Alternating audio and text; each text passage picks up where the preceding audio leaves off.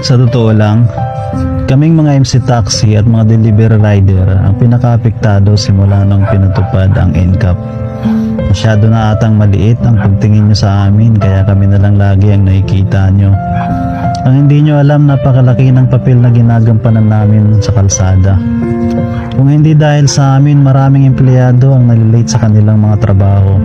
Dahil sa traffic na ilang administrasyon na ang dumaan ay hindi pa rin masolusyonan. Kami na nga lang ang inaasahan ng mga commuters para mapabilis silang makarating sa kanilang mga trabaho. Pilit nyo pa kaming nililimitahan. Kung nagawan nyo sana ng solusyon ang traffic sa Metro Manila, hindi naman kami dadami ng ganito. Masyado na kaming in demand dahil na rin sa kapabayaan nyo. Kami na dapat pinibigyan ng importansya, kami patuloy kinigipit nyo. Pero ganun pa man, ay wala na kami magagawa. Ang tanging hiling lang namin ay gamitin nyo sana sa tama ang lahat ng perang malilikom nyo galing sa NCAP.